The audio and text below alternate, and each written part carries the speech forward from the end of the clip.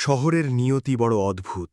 একদিকে বহুতল ভবনের ঝকঝকে আলো, অন্যদিকে অন্ধকার গলির স্যাঁতসেঁতে জীবনের নীরব কান্না। কিন্তু এই ঘন অন্ধকারের বুকেই মাঝে মাঝে এমন কিছু স্বপ্নের জন্ম হয়, যা একসময় গোটা শহরের আকাশকে আলোকিত করে তোলে। আজ আপনাদের সামনে তুলে ধরব এমনই এক হার না মানা স্বপ্নের অবিশ্বাস্য আখ্যান। এটি ঢাকার এক অবহেলিত বস্তির এক হতদরিদ্র তরুণের গল্প। তার গায়ে হয়তো বিলাসবহুল পোশাক ছিল না, পায়ে ছিল না দামি জুতো, কিন্তু তার দু চোখে আঁকা ছিল এক অসীম স্বপ্ন, মানুষের জীবন বাঁচানোর কারিগর, অর্থাৎ একজন চিকিৎসক হওয়ার স্বপ্ন। নিয়তির নির্মম পরিহাস আর এক প্রবল বৃষ্টিমুখর সকাল কিভাবে তার জীবনের গতিপথ চিরতরে পাল্টে দিয়েছিল, এবং এক অচনা অভিজাত কোটিপতি কন্যার অপ্রত্যাশিত মায়া ও মহানুভবতা কিভাবে তার ভাগ্যকে নতুন করে লিখেছিল, সেই রোমাঞ্চকর, হৃদয়স্পর্শী ও আবেগঘন গল্পই আজ আপনাদের আত্মার গভীরে নাড়া দেবে। আরিয়ান ঢাকার একটি অত্যন্ত ঘিঞ্জি, স্যাঁতসেঁতে ও অবহেলিত বস্তি এলাকায় তার বয়োবৃদ্ধ বাবা মায়ের সাথে জীবনযাপন করত। তার বাবা রফিক প্রতিদিন কাকডাকা ভোরে ঘুম থেকে উঠে প্যাডেল রিকশা নিয়ে শহরের রাস্তায় বেরিয়ে পড়তেন, আর তার মা আমেনা পাড়ার বিভিন্ন বিত্তবান ও ধনী পরিবারের বাড়িতে হাড়ভাঙা পরিচারিকার কাজ করতেন। তাদের মাথা গোজার আশ্রয় বলতে ছিল কেবল এক কামরার ছোট্ট ও জীর্ণ একটি টিনের চালাঘর। বর্ষাকাল এলেই সেই ঘরের ফুটো চাল দিয়ে অঝোর ধারায় বৃষ্টির জল গড়িয়ে পড়ত ঘরের ভেতর।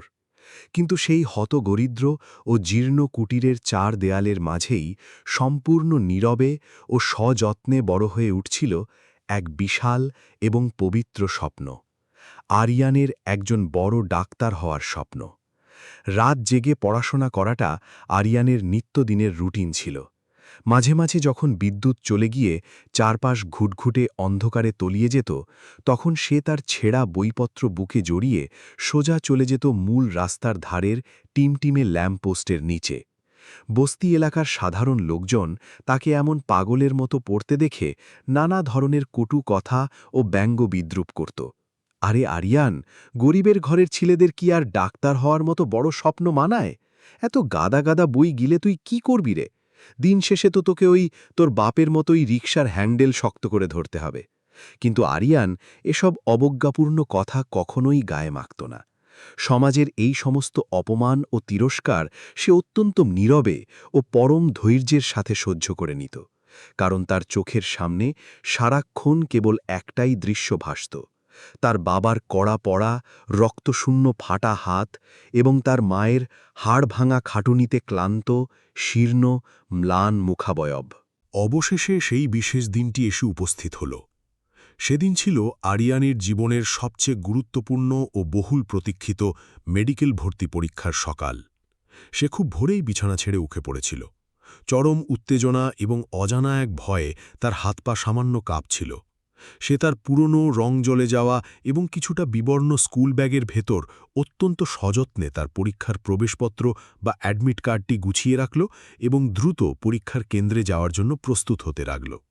ঠিক সেই আবেগঘন মুহূর্তেই তার মা আমেনা একটি পুরনো ও কুচকানো প্লাস্টিকের প্যাকেটে দুটো শুকনো রুটি ভরে দিয়ে অত্যন্ত সশ্মেষে ছেলের দিকে বাড়িয়ে দিয়ে বললেন, বাবা, তোর পরীক্ষার কেন্দ্র তো অনেক দূরে, রাস্তায় যেতে যেতে মাঝপথে যদি তোর ক্ষুধা পায় তবে এই রুটি দুটো খেয়ে নিস। আরিয়ান একদৃষ্টে তার মায়ের সেই মলিন ও মায়াময় মুখের দিকে তাকিয়ে রইল। সে খুব ভালো করেই জানত ঘরের পুরনো কৌটোতে বেঁচে থাকা সামান্য একটু আটা দিয়ে তার মা নিজের ক্ষুধা চেপে রেখে কত কষ্ট করে এই রুটি দুটো কেবল তার জন্যই বানিয়েছেন। ঠিক সেই মুহূর্তেই তার বাবা রফিক বাইরে থেকে প্রচণ্ড কাশতে কাশতে ঘরের ভেতর প্রবেশ করলেন। সারা রাত ধরে প্রবল বৃষ্টির মাঝে রিকশা চালানোর কারণে তার শরীরে প্রচণ্ড জ্বর এসে গিয়েছিল।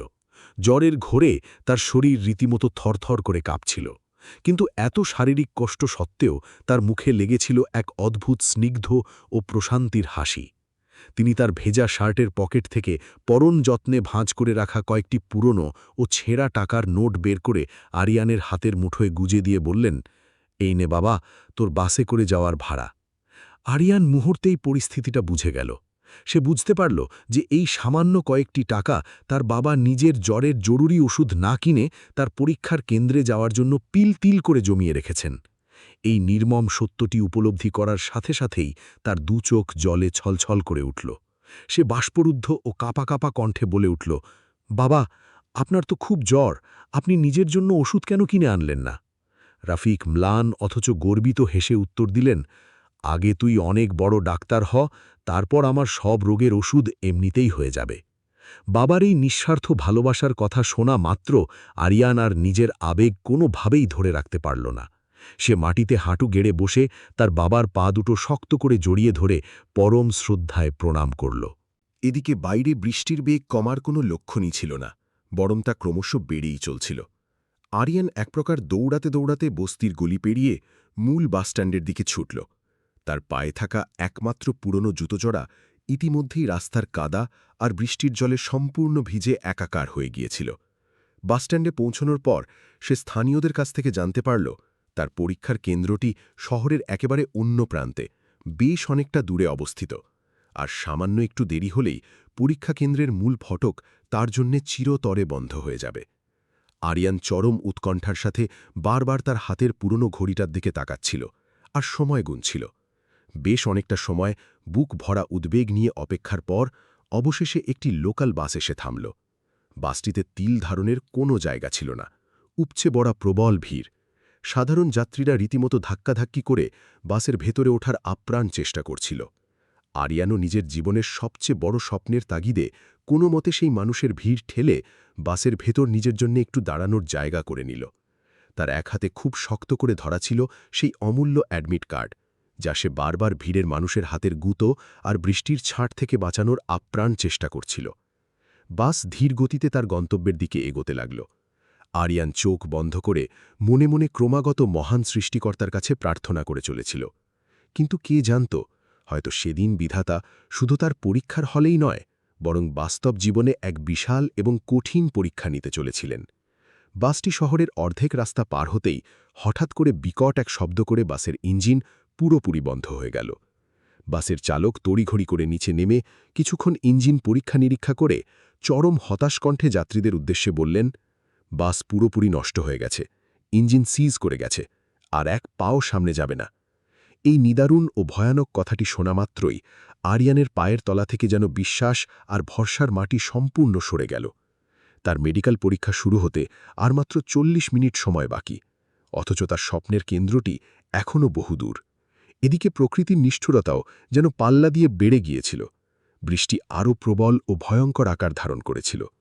বাসের অন্যান্য যাত্রীরা একে একে নেমে অন্য কোনো বাস, সিএনজি বা ট্যাক্সি ধরে যার যার গন্তব্যে রওনা হতে শুরু করল। কিন্তু আরিয়ানের পকেটে সম্বল বলতে বাবার দেওয়া ওই সামান্য কটা ছেঁড়া টাকা, অন্য কোনো গাড়ি বা বাহন ভাড়া করার মতো আর্থিক সামর্থ্য তার একেবারেই ছিল না। সে অসহায়ের মতো রাস্তার পাশে দাঁড়িয়ে এক মুহূর্তের জন্য নিজের চোখ দুটো বন্ধ করে নিল।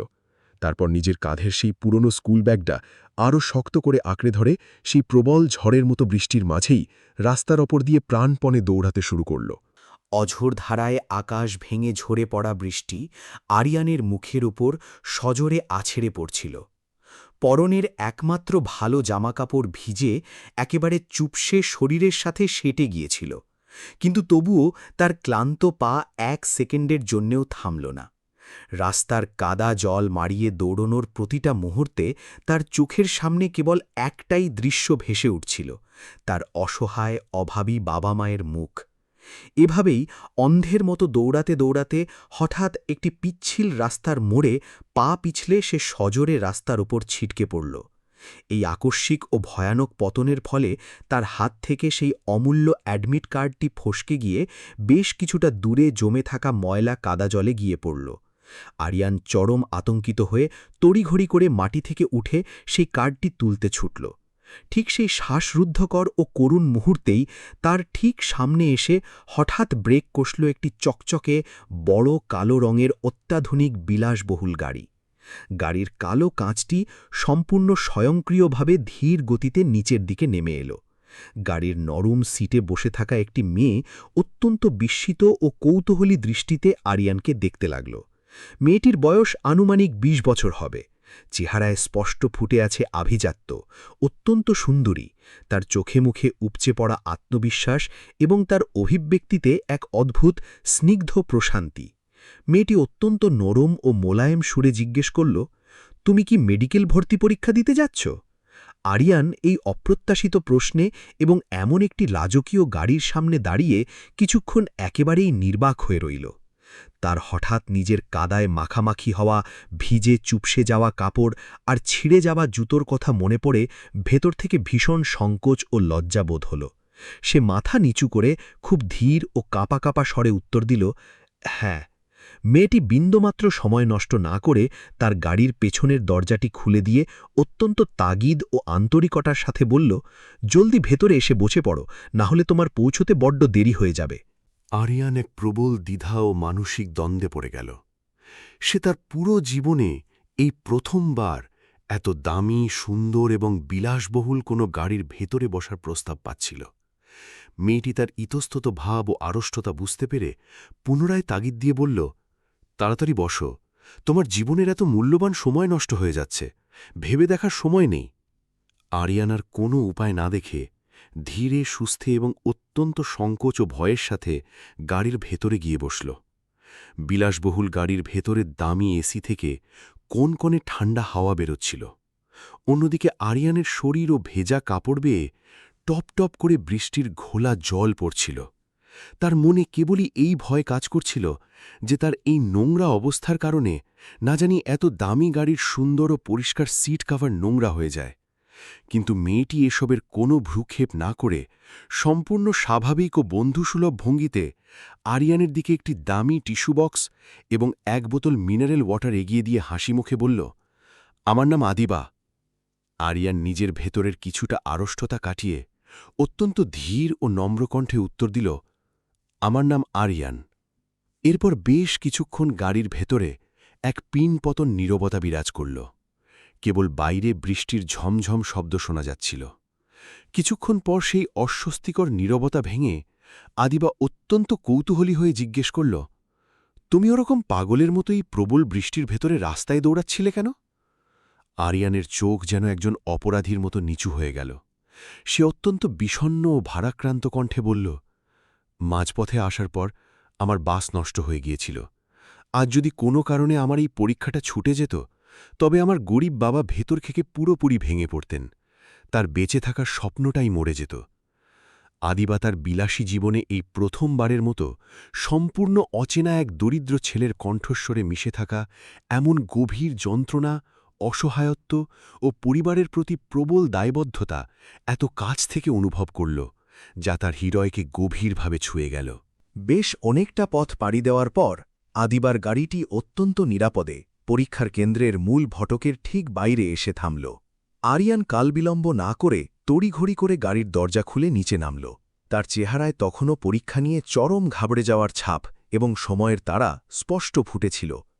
সে আদিবার দিকে শুধু একটা গভীর কৃতজ্ঞতার দৃষ্টি ছুড়ে দিয়ে ঊর্ধ্বশ্বাসে পরীক্ষা কেন্দ্রের ভেতরের দিকে দৌড় লাগাল। আদিবা নিজের গাড়িতে বসেই তাকে ভেতরে প্রবেশ করতে দেখছিল। কিন্তু আরিয়ান এত বেশি তাড়াহুড়ো আর মানসিক চাপের মধ্যে ছিল যে সে নিজের অজান্তেই তার সেই জীর্ণ পুরনো স্কুল ব্যাগটি গাড়ির পেছনের সিটেই সম্পূর্ণ ভুলে রেখে চলে গিয়েছিল। গাড়িটা কেন্দ্র থেকে কিছুদূর এগোতেই আদিবার নজর হঠাৎ সেই পড়ে থাকা পুরনো ব্যাগটির ওপর গিয়ে পড়ল। সে কিছুটা কৌতূহলবশত ব্যাগটি নিজের হাতে তুলে নিল। ব্যাগটি ছিল বেশ পুরনো, ঘষায় ঘষায় রং চলে যাওয়া এবং জায়গায় জায়গায় সেলাই খোলা। আদিবা খুব ধীর হাতে ব্যাগের চেন খুলল। ভেতরে উকি দিতেই সে দেখতে পেল কিছু পুরনো দাগটানা ও ব্যবহৃত বইপত্র, একজন বয়স্ক ও বিষণ্ণ মহিলার, আরিয়ানের মায়ের একটি সাদাকালো ছবি এবং একটি অতি সাধারণ মলাট ছেঁড়া ছোট ডায়েরি। আদিবা নিজের প্রবল কৌতূহল সামলাতে না পেরে ডায়েরিটি খুলল। ডায়েরির একদম প্রথম পাতাতেই গোটা গোটা অক্ষরে অত্যন্ত আবেগ দিয়ে লেখা ছিল, যদি আমি এইবার ডাক্তার হতে না পারি তবে হয়তো আমার অভাবী বাবা বিনা চিকিৎসাতেই ধুকে ধুকে মারা যাবেন। এদিকে দীর্ঘ ও ক্লান্তিকর নির্দিষ্ট সময় পর আরিয়ানের পরীক্ষা শেষ হয়ে গিয়েছিল, কিন্তু তার মনের ভেতরের অস্থিরতা ও অজানা উদ্বেগ তখনও বিন্দুমাত্র কমেনি। সে যেমনই পরীক্ষার কেন্দ্র থেকে এক বুক স্বস্তির নিঃশ্বাস ফেলে বাইরের রাস্তায় বেরিয়ে এলো, ঠিক তখনই হঠাৎ করে তার সেই হারিয়ে যাওয়া ব্যাগের কথা মনে পড়ে গেল। এক লহমায় তার মুখের সমস্ত রক্ত যেন শুকিয়ে গেল, চেহারা ফ্যাকাশে ও বিবর্ণ হয়ে গেল। কারণ সেই পুরনো ব্যাগের ভেতরে শুধু তার পড়ার বইই ছিল না, বরং তার গোটা পৃথিবীটা যেন সেখানে লুকিয়েছিল। তার মায়ের সেই অমূল্য ছবি, ভবিষ্যতের জন্য প্রয়োজনীয় অনেক জরুরি কাগজপত্র এবং সবচেয়ে গুরুত্বপূর্ণ সেই ছোট ডায়েরিটি, যেখানে সে তার জীবনের চরম হতাশা, না পাওয়া আর অব্যক্ত সব কষ্টের কথাগুলো লিখে রেখেছিল। সে চরম আতঙ্কিত হয়ে একজন পাগলের মতো এদিক ওদিক তাকাতে শুরু করল। বাইরে তখনও হালকা ঝিরঝিরে বৃষ্টি পড়ছিল। রাস্তায় মানুষজন, অভিভাবক ও যানবাহনের বেশ ভিড় ছিল, কিন্তু সেই কালো গাড়ি বা আদিবাকে কোথাও খুঁজে পাওয়া যাচ্ছিল না। আরিয়ানের হাত পা ভয়ে ও দুশ্চিন্তায় রীতিমতো কাঁপতে শুরু করল। সে মনে মনে আর্তনাদ করে উঠল, হে ঈশ্বর, এখন আমি কি করব? কোথায় যাব? সে চরম হতাশ ও বিধ্বস্ত হয়ে রাস্তার একপাশে কাদার মধ্যেই বসে পড়ল। তার চোখ বেয়ে তখন বাঁধ ভাঙা জলের ধারা নেমে এসেছে। তার মনের গভীরে সবচেয়ে বেশি ভয় কাজ করছিল ওই ব্যক্তিগত ডায়েরিটার জন্য। যদি কোনো অচেনা মানুষ তার ভেতরের সব গোপন কথা পড়ে ফেলে এবং তাকে নিয়ে উপহাস করে। অন্যদিকে আদিবা তার এসি গাড়িতে বসে অনমনে সেই ডায়েরি তার পাতা উল্টে বারবার পড়ছিল। ডায়েরির প্রতিটি লাইনে, প্রতিটি অক্ষরে ও শব্দে যেন মিশেছিল এক অভাবী ছেলের অবিরাম ও নিরলস সংগ্রাম। দিনের পর দিন ক্ষুধা ও দারিদ্র্যের কষ্ট সহ্য করার কথা, এবং শুধুমাত্র বাবা মায়ের মুখে হাসি ফোটানোর জন্য জীবনে কিছু একটা করে দেখানোর এক অদম্য জেদ। একটি পাতায় লেখা ছিল, আজ বাবা আবার নিজের জন্য আনা জ্বর ও ব্যথার ওষুধ না খেয়েই ঘুমিয়ে পড়লেন, কারণ আমার কোচিং সেন্টারের বাকি ফিস জমা দিতে হয়েছিল। আবার অন্য একটি পাতার এক কোণায় অত্যন্ত অস্পষ্ট অক্ষরে লেখা, মা আজ সারাদিন নিজে একদানা খাবারও মুখে তোলেননি, কিন্তু আমাকে হাসি মুখে বারবার বললেন যে ওনার নাকি একদমই ক্ষুধা নেই। এসব চরম বাস্তব ও হৃদয়বিদারক কথাগুলো পড়তে পড়তে আদিবার দুচোখ জলে ভরে উঠল। সে তার সাজানো ও বিলাসবহুল জীবনে এই প্রথমবার কোনো হতদরিদ্র মানুষের জীবনের নির্মম কষ্টগুলোকে এতটা গভীরভাবে ও এত কাছ থেকে অনুভব করতে পারল। তার বাবার অঢেল সম্পত্তি, কোটি কোটি টাকার ব্যাংক ব্যালেন্স ছিল, কিন্তু হয়তো জীবনের এই পর্যায়ে এসে সে প্রথমবারের মতো এই পরম সত্যটি মর্মে মর্মে উপলব্ধি করতে পারল যে পৃথিবীতে টাকার চেয়েও অনেক বড় এবং মূল্যবান কিছু রয়েছে, আর তা হল মানবতা এবং মানুষের প্রতি অকৃত্রিম ভালোবাসা। সেই রাতে নরম বিছানায় শুয়ে আদিবা চোখের পাতা এক করতে পারল না। আরিয়ানের বলা সেই আবেগঘন কথাগুলো বারবার তার কানের কাছে প্রতিধ্বনিত হতে লাগল। যদি আজ পরীক্ষাটা ছুটে যেত, তবে বাবা ভেতর থেকে পুরোপুরি ভেঙে পড়তেন। পরদিন ভোর হতেই সে তার ব্যক্তিগত ড্রাইভারকে ডেকে নির্দেশ দিল, আমাকে এখনই এই ঠিকানায় নিয়ে চলো। ঠিকানাটি আরিয়ানের ডায়েরির একদম পেছনের কভারে অস্পষ্ট করে লেখা ছিল। প্রায় 1 ঘণ্টা টানা গাড়ি চলার পর অবশেষে সেটি ঢাকার এক প্রত্যন্ত অবহেলিত ও অত্যন্ত গরিব বস্তি এলাকায় গিয়ে পৌঁছাল। চারদিকে কেবল ছোট ছোট এবং জরাজীর্ণ সব টিনের ও মাটির ঘরবাড়ি। গলিপথগুলো অত্যন্ত নোংরা, দুর্গন্ধযুক্ত, জায়গায় জায়গায় বৃষ্টির কালো জল জমে আছে। সব মিলিয়ে এক দুর্বিষহ ও মানবেতর জীবনযাত্রা। আদিবা যখন তার দামি গাড়ি থেকে নিচে নামল, তখন আশেপাশের বস্তিবাসী তাকে চরম বিস্ময়ের দৃষ্টিতে দেখতে লাগল। এত দামি ও চকচকে গাড়ি হয়তো ওই অবহেলিত পাড়ায় এর আগে কখনো প্রবেশ করেনি। সে কাদামাখা রাস্তা সযত্নে এড়িয়ে সাবধানে হেঁটে ধীরে ধীরে আরিয়ানের সেই হতশ্রী ও ভাঙাচড়া ঘরের সামনে গিয়ে পৌঁছাল। ঘরটির টিনের চালে মরচে ধরা। ঘরের বাইরে রাস্তার ওপর দাঁড়িয়ে আছে একটি ভাঙাচোরা পুরনো রিকশা, এবং মূল দরজার কাছে দড়িতে শুকাতে দেওয়া হয়েছে কয়েক টুকরো বিবর্ণ ও ছেঁড়া কাপড়। আদিবা ওই জরাজীর্ণ ঘরের সামনে দাঁড়িয়ে কিছুক্ষণ স্তব্ধ ও বাকরুদ্ধ হয়ে রইল। ঠিক সেই সময়ই ঘরের ভেতর থেকে একটা তীব্র ও কষ্টকর কাশির আওয়াজ তার কানে ভেসে এল। আরিয়ানের বাবা রফিক স্যাঁতস্যাঁতে মাটির ওপর বসেছিলেন। তার গায়ে প্রচণ্ড জ্বর থাকা সত্ত্বেও তিনি তার জীবন বাঁচানোর একমাত্র সম্বল, রিকশার টায়ার ঠিক করার আপ্রাণ চেষ্টা করছিলেন। ঠিক সেই মুহূর্তেই আরিয়ান ঘর থেকে বাইরে বেরিয়ে এল। দরজার সামনে আদিবাকে দাঁড়িয়ে থাকতে দেখেই সে রীতিমতো চমকে উঠল। তার মুখ দিয়ে বিস্ময়ে বেরিয়ে এলো, আপনি এখানে?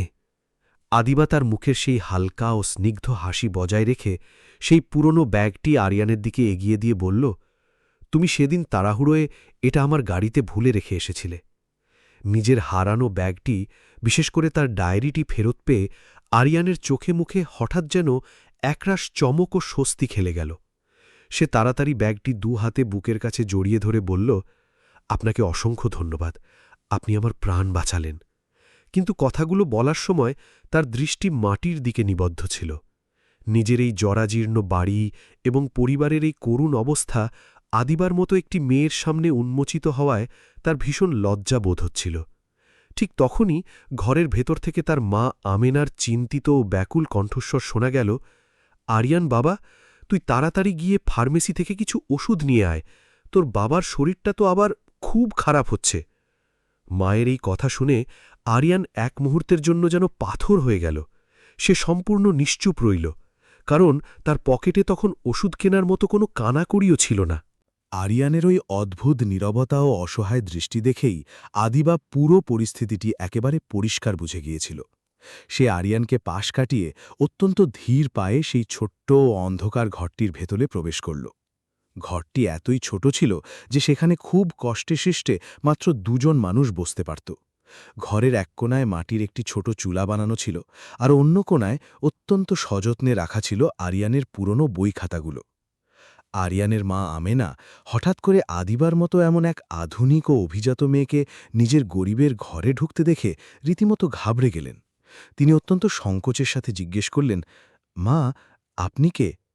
আদিবা মিষ্টি হেসে অত্যন্ত বিনয়ের সাথে উত্তর দিল, আমি আরিয়ানের একজন বন্ধু। এই বন্ধু শব্দটি শোনামাত্র আরিয়ান রীতিমতো চমকে উঠল।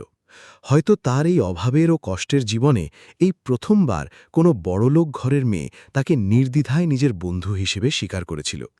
সেই সময় আমেনা চুলা থেকে 1 গ্লাস দুধ নিয়ে এসে আরিয়ানের দিকে বাড়িয়ে দিয়ে বললেন, নে বাবা, সকাল থেকে তুই কিছুই খাসনি, এটা খেয়ে নে।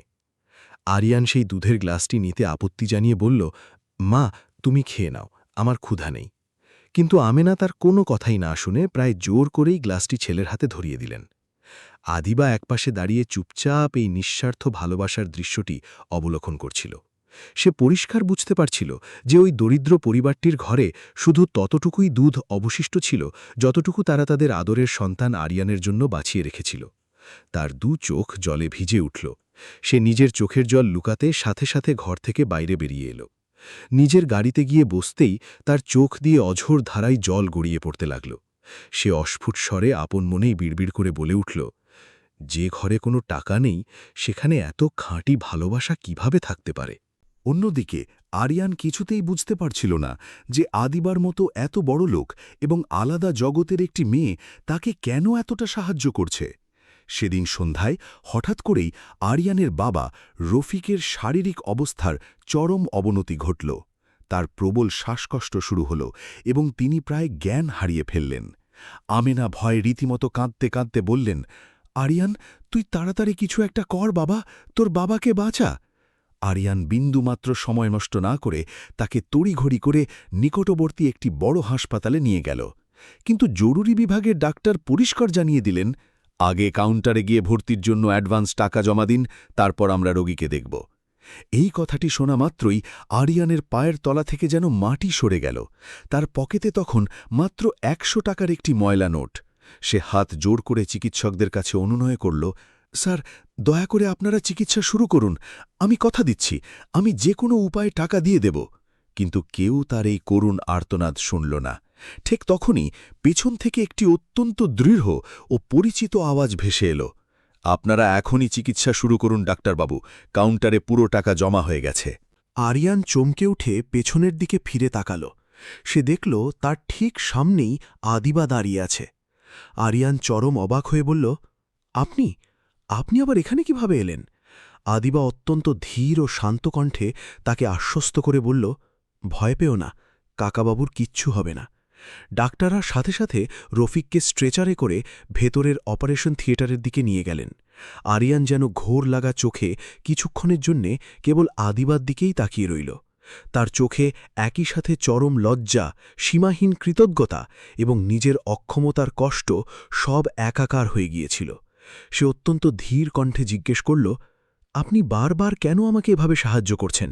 আমি তো এর প্রতিদান দিতে পারব না। আদিবা হাসল, তবে তার চোখেও তখন জল টলমল করছিল। সে বলল, কারণ জীবনে সবারই অন্তত একটি সুযোগ পাওয়া উচিত, আরিয়ান। আরিয়ান সাথে সাথে বলে উঠল, কিন্তু আমি কারো উপর বোঝা হয়ে বেঁচে থাকতে চাই না, এটা আমার অহংকারে বাধে। আদিবা সরাসরি তার চোখের দিকে অত্যন্ত গভীর দৃষ্টিতে তাকিয়ে বলল, প্রয়োজনে বিপদে সাহায্য নেওয়া কখনো বোঝা নয়, বরং খারাপ উদ্দেশ্য নিয়ে কাউকে সাহায্য করাটা হল আসল বোঝা। আদিবার এই পরিপক্ক কথা শুনে আরিয়ান প্রথমবারের মতো পুরোপুরি শান্ত হল। সেই সময়ে ডাক্তার বাইরে এলেন। তিনি অত্যন্ত গম্ভীর মুখে বললেন, সঠিক সময়ে টাকা জমা না হলে এবং চিকিৎসা শুরু না হলে রোগীর অবস্থা খুব খারাপ হতে পারত, হয়তো তাকে বাঁচানোই যেত না। ডাক্তারের এই ভয়ানক কথা শোনার পর আরিয়ানের চোখ দিয়ে অঝরে জল গড়িয়ে পড়ল। সে ধীরে ধীরে ঘুরে আদিবার দিকে তাকাল। কিন্তু এবার তার মনে আদিবার প্রতি শুধু কৃতজ্ঞতাই ছিল না, বরং এক গভীর সম্মানও জন্ম নিয়েছিল। হাসপাতাল থেকে সুস্থ হয়ে ফেরার পর আরিয়ানের জীবনে ধীরে ধীরে বদল আসতে শুরু করল। তার বাবার শারীরিক অবস্থা এখন আগের চেয়ে অনেক ভালো ছিল। আদিবার নিঃস্বার্থ সাহায্যে ওষুধ ঠিক সময় পাওয়া যাচ্ছিল। তাদের জরাজীর্ণ বাড়িতে অনেক দিন পর কিছুটা হলেও স্বস্তির শান্তি দেখা যাচ্ছিল। কিন্তু আরিয়ানের মনে একটি অদ্ভুত বিভ্রান্তি প্রতিনিয়ত কাজ করত। সে কিছুতেই বুঝতে পারছিল না যে আদিবা তার জন্য এত কিছু কেন করছে। দুজনের দুনিয়া একদম আলাদা ছিল, আকাশ আর পাতালের তফাত। একদিকে কোটি টাকার রাজকীয় জীবন, আর অন্যদিকে দুবেলার রুটির জন্য হাড় ভাঙা সংগ্রাম। তা সত্ত্বেও আদিবা বারবার তার বিপদে ঢাল হয়ে পাশে এসে দাঁড়াচ্ছিল। এর কিছুদিন পর আদিবা নিজে থেকে আরিয়ানকে ফোন করল। কাকাবাবু এখন কেমন আছেন? আরিয়ান হালকা হাসির সাথে অত্যন্ত বিনীতভাবে উত্তর দিল, আগের চেয়ে অনেক ভালো আছেন, সবটাই আপনার কারণে। আদিবার সাথে সাথে কৃত্রিম রাগের সুরে বলে উঠল, আবারও একই কথা, বারবার আমাকে ধন্যবাদ বলো না, আমি এটা পছন্দ করি না। আরিয়ান চুপ হয়ে গেল। আদিবা ধীরে ধীরে বলল, চলো আজ বাইরে কোথাও দেখা করি, আমার তোমার সাথে কিছু জরুরি কথা আছে। আরিয়ান প্রথমে নিজের পোশাক ও অবস্থানের কথা ভেবে ইতস্তত করছিল, কিন্তু পরে আদিবার জোরাজুরিতে রাজি হয়ে গেল। সন্ধ্যায় তারা দুজন ঢাকার একটি ছোট সাধারণ চায়ের দোকানে দেখা করল। সেখানে চারপাশে সাধারণ খেটে খাওয়া মানুষদের বেশ ভিড় ছিল। কেউ তাদের আলাদা করে চিনতে পারছিল না। আরিয়ান অত্যন্ত অবাক হয়ে প্রশ্ন করল, আপনি এখানে? শহরের এত বড় বড় 5 স্টার হোটেল ছেড়ে এই রাস্তার পাশে টং দোকানে? আদিবা প্রাণখোলা হাসি হেসে বলল, আসল জীবনের স্বাদ 5 তারা হোটেলে পাওয়া যায় না আরিয়ান, তা এখানেই পাওয়া যায়। তারা দুজন রাস্তার ধারে পাতা অত্যন্ত সাধারণ প্লাস্টিকের চেয়ারে বসে পড়ল। চাওয়ালা গরম চা রেখে চলে গেল। আদিবা তার জীবনে হয়তো এই প্রথমবারের মতো এত সাধারণ জায়গায় বসে চা পান করছিল, কিন্তু তার চেহারায় অদ্ভুত এক নির্মল আনন্দ ছিল। সে ধীরে ধীরে চায়ে চুমুক দিয়ে বলল, জানো, আমি আজ আমার জীবনে প্রথমবারের মতো এতটা শান্তি অনুভব করছি। আরিয়ান একমনে তার কথা শুনছিল। আদিবা আবার বলল, আমাদের বাড়িতে সবকিছু আছে আরিয়ান, অঢেল টাকা, দামি গাড়ি, বিশাল বড় বাংলো, কিন্তু বিশ্বাস করো, কেউ কারো পাশে বসে 2 মিনিট সময় নিয়ে মন খুলে কথা বলে না। আরিয়ান এই প্রথমবারের মতো আদিবার সেই সুন্দর চোখের গভীরে লুকিয়ে থাকা এক গভীর একাকিত্ব দেখতে পাচ্ছিল। ঠিক সেই সময়েই রাস্তার কিছু পথ শিশু ও গরিব বাচ্চা দৌড়াতে দৌড়াতে সেখানে এলো এবং আরিয়ানকে চিনতে পেরে হাসতে হাসতে বলতে লাগল, আরিয়ান ভাইয়া, তুমি বড় ডাক্তার হওয়ার পর আমাদের কথা ভুলে যেও না কিন্তু। আরিয়ান বাচ্চাদের কথা শুনে হেসে ফেলল। আদিবা অত্যন্ত স্নেহভরে ওই বাচ্চাদের দেখছিল। তারপর সে নিজের দামি পার্স থেকে টাকা বের করে তাদের দিতে চাইল, কিন্তু আরিয়ান সাথে সাথে তার হাত থামিয়ে দিয়ে বলল, না, দয়া করে এদের বিনা পরিশ্রমে টাকার অভ্যেস করাবেন না। আদিবা কিছুটা অবাক হয়ে জিজ্ঞেস করল, তাহলে আমি এদের জন্য কি করব? আরিয়ান হাসল, বাস আর কিছু না, এদের সাথে শুধু 2 মিনিট মাটিতে বসে থাকুন আর গল্প করুন। আদিবা কোনো দ্বিধা না করে নিজের দামি পোশাকের কথা ভুলে মাটিতে বসে পড়ল এবং বাচ্চাগুলোর সাথে গল্প করতে শুরু করল। বাচ্চারা আনন্দে হাসছিল। প্রথমবারের মতো আদিবার মনে হচ্ছিল যেন সে সত্যি সত্যিই জীবনের অর্থ খুঁজে পেয়েছে এবং প্রাণ খুলে বাঁচছে। অন্যদিকে আদিবার বাবা, শহরের অন্যতম ধনী ব্যবসায়ী চৌধুরী শাহরিয়ার, ধীরে ধীরে সবকিছু জানতে পারছিলেন। তার একমাত্র মেয়ে একজন বস্তির গরিব ছেলের সাথে সময় কাটাবে, এটা তার মতো অহংকারী মানুষের মোটেও পছন্দ ছিল না। এক রাতে তিনি প্রচণ্ড রাগে আদিবাকে ডেকে বললেন, তোমার কি কোনো ধারণা আছে সমাজের মানুষ আমাদের নিয়ে কি কথা বলছে? আদিবা অত্যন্ত শান্ত স্বরে বলল, মানুষ তো সবসময়ই কিছু না কিছু কথা বলে বাবা, তাতে কি আসে যায়? চৌধুরী শাহরিয়ার রাগে ফেটে পড়ে চিৎকার করে উঠলেন, তুমি আজ থেকে ওই ছোট লোকের ছেলের কাছ থেকে শত হাত দূরে থাকবে, পরিষ্কার বুঝেছ তুমি? আদিবার চোখে প্রথমবারের মতো বাবার প্রতি বিরক্তি দেখা দিল। সে দৃঢ় কণ্ঠে বলল, ওর নাম আরিয়ান, এবং আরিয়ান একজন অত্যন্ত ভালো ও সৎ মানুষ। চৌধুরী শাহরিয়ার তাচ্ছিল্যের হাসি হেসে উঠলেন, গরিব মানুষ কখনো ভালো হয় না আদিবা, তারা কেবল অভাবী হয় আর সুযোগ সন্ধানী হয়। বাবার মুখে এমন নীচ কথা শুনে আদিবার খুব খারাপ লাগল এবং সে প্রচণ্ড কষ্ট পেল। এদিকে আরিয়ান তার পড়াশোনায় গভীরভাবে মগ্ন ছিল। মেডিকেল ভর্তি পরীক্ষার রেজাল্ট আসতে আর মাত্র কয়েকদিন বাকি ছিল, কিন্তু এখন তার মনে ভবিষ্যৎ নিয়ে আরেকটি ভয় বাসা বেঁধেছিল। সে নিজের মনের গভীরে অনুভব করতে শুরু করেছিল যে সে আদিবাকে ভীষণভাবে পছন্দ করতে শুরু করেছে, কিন্তু সে খুব ভালো করেই জানত যে সমাজের এই বিশাল আর্থিক ও শ্রেণী পার্থক্যের কারণে তাদের এই সম্পর্ক কখনো পূর্ণতা পেতে পারে না। একদিন হঠাৎ চৌধুরী শাহরিয়ার আরিয়ানকে তার বিশাল কর্পোরেট অফিসে ডেকে পাঠালেন। আরিয়ান চরম ঘাবড়ে গিয়ে সেখানে পৌঁছাল। সে জীবনে প্রথমবারের মতো এত বড় এবং বিলাসবহুল বিল্ডিং দেখেছিল।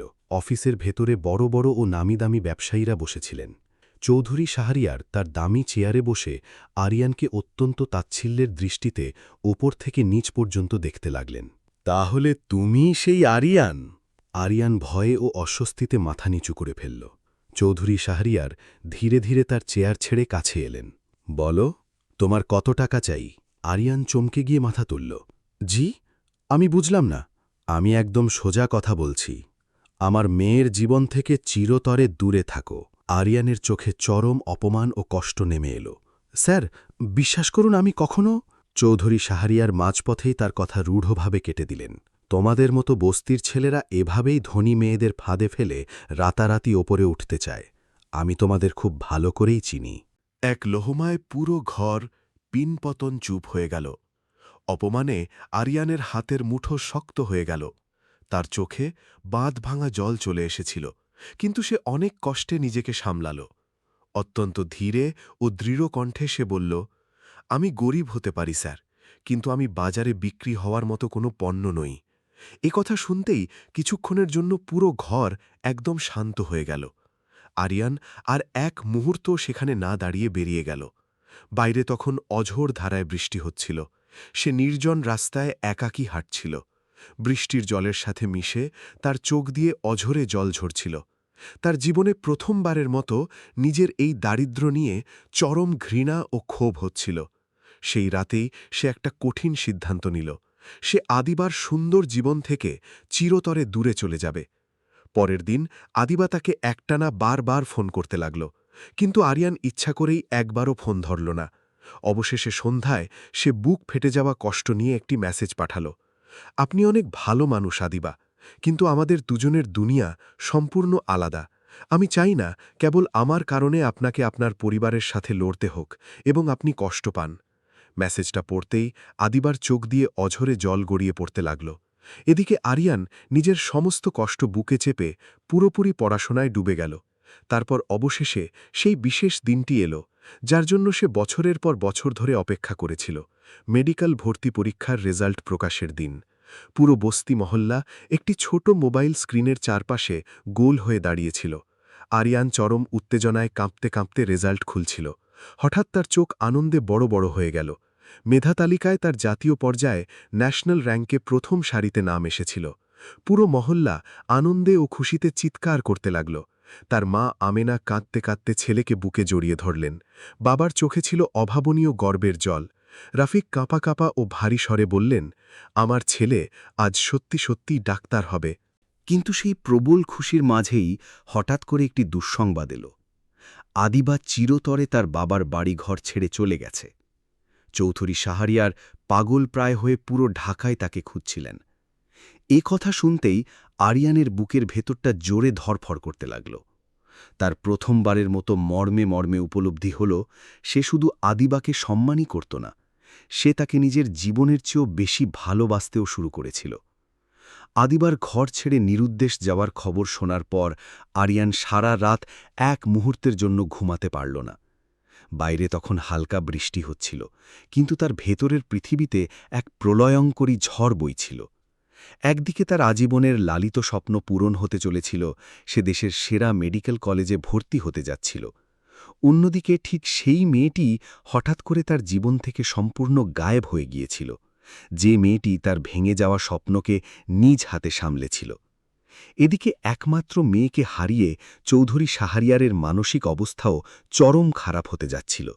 জীবনের এই পর্যায়ে এসে প্রথমবারের মতো তার উপলব্ধি হল যে অঢেল টাকা দিয়ে পৃথিবীর সবকিছু কেনা যায় না। তার এত বড় বিলাসবহুল বাংলোটি এখন খাঁ খাঁ করছিল এবং ফাঁকা ফাঁকা লাগতে শুরু করেছিল। পুরো বাড়িতে এক মর্মান্তিক নিস্তব্ধতা বিরাজ করছিল। এর কিছুদিন পর আরিয়ান তার মেডিকেল কলেজে চলে গেল।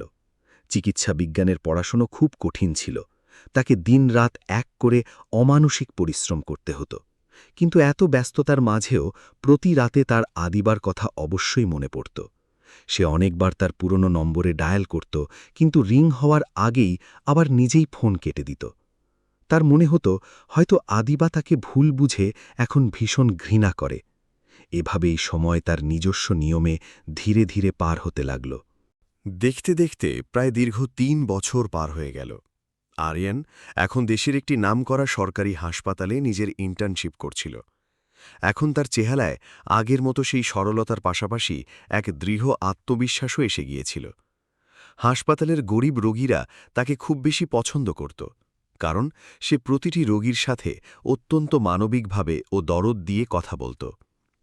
এক রাতে হাসপাতালে ডিউটি চলাকালীন হঠাৎ করেই ইমার্জেন্সিতে প্রবল হুলুস্থুল পড়ে গেল। একটি বড় গাড়ি দ্রুত গতিতে এসে হাসপাতালের ইমার্জেন্সি গেটের বাইরে এসে থামল। কয়েকজন লোক তড়িঘড়ি করে স্ট্রেচারে করে একজন মানুষকে ভেতরে নিয়ে দৌড়াল। তাড়াতাড়ি সিনিয়র ডাক্তারকে ডাকুন, উনার ম্যাসিভ হার্ট অ্যাটাক হয়েছে।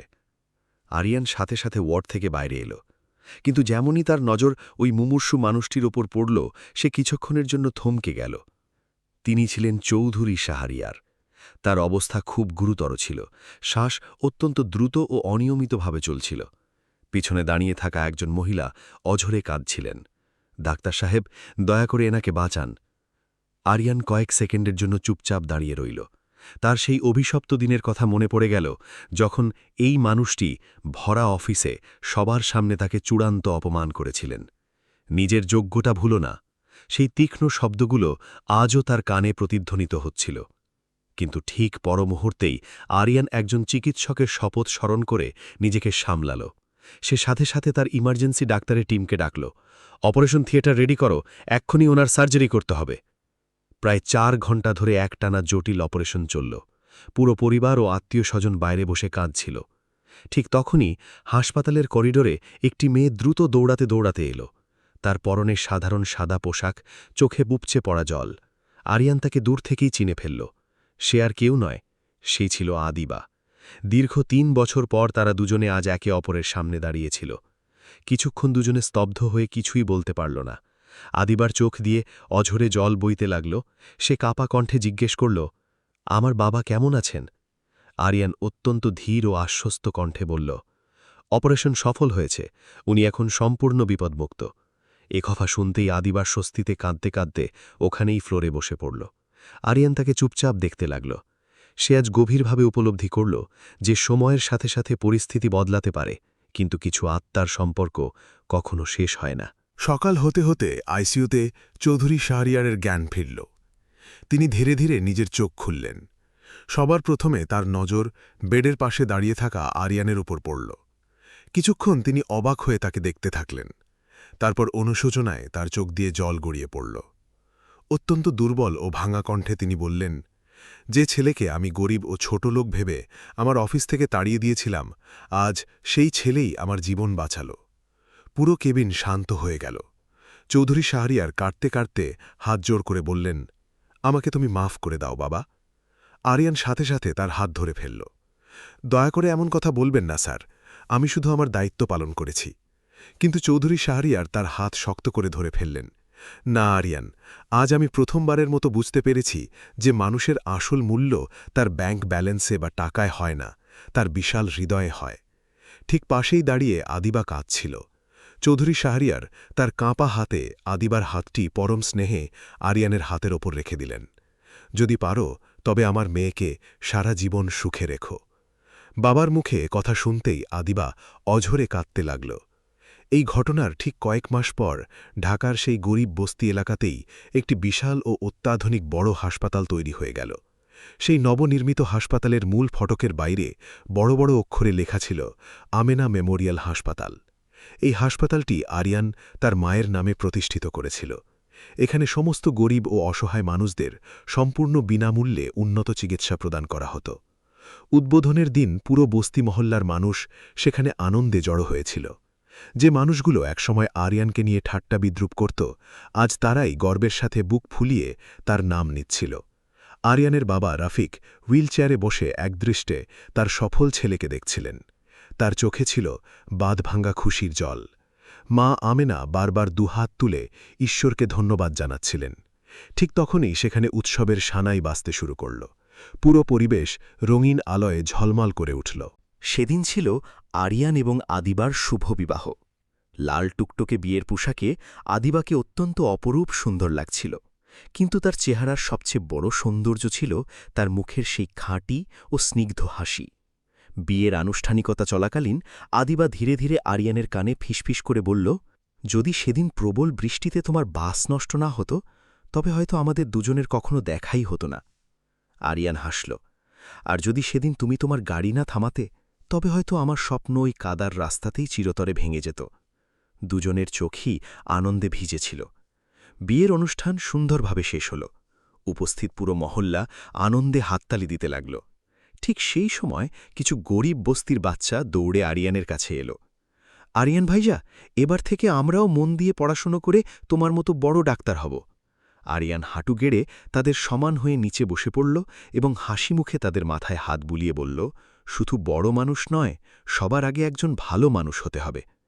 একদিকে তার স্বপ্নের হাসপাতাল, অন্যদিকে ভালোবাসার পরিবার, আর মাঝখানে দাঁড়িয়ে সেই ছেলেটি যাকে সমাজের মানুষ একসময় গরিব বলে অবজ্ঞা করত। কিন্তু আজ সেই সাধারণ ছেলেটি হাজারো অসহায় মানুষের বেঁচে থাকার একমাত্র আশা হয়ে দাঁড়িয়েছিল। প্রিয় পাঠকবৃন্দ, আরিয়ান ও আদিবার এই অভূতপূর্ব ও জীবনঘনিষ্ঠ গল্প থেকে আমরা একটি চিরন্তন ও শাশ্বত শিক্ষাই লাভ করি যে মানুষের আসল পরিচয় কখনোই তার বাহ্যিক পোশাক বা টাকায় নির্ধারিত হয় না, বরং তার বিশাল হৃদয় এবং তার সততার পরিশ্রমে হয়। গরিব ঘরে জন্মগ্রহণ করা কোনো দুর্বলতা বা পাপ নয়, যদি অন্তরের উদ্দেশ্য সৎ হয় এবং নিজের স্বপ্নের প্রতি পরিশ্রম অবিচল থাকে, তবে একদিন না একদিন ভাগ্য হার মানতে বাধ্য হয়। এবং কখনো কখনো ঈশ্বর আমাদের সাহায্য করার জন্য নিজে সরাসরি আসেন না, বরং আদিবার মতো কোনো মানবরূপী ফেরেশতাকে পাঠিয়ে দেন। তাই যদি আপনাদের সামনেও কখনো কোনো গরিব কিন্তু পরিশ্রমী মানুষ এসে বাড়ায়, তবে দয়া করে তাকে নিয়ে কখনো ঠাট্টা বিদ্রুপ করবেন না, কারণ কে জানে, হয়তো সেই অবহেলিত মানুষটি একদিন সমাজের বুকে অনেক বড় দৃষ্টান্ত হয়ে মাথা তুলে দাঁড়াতে পারে।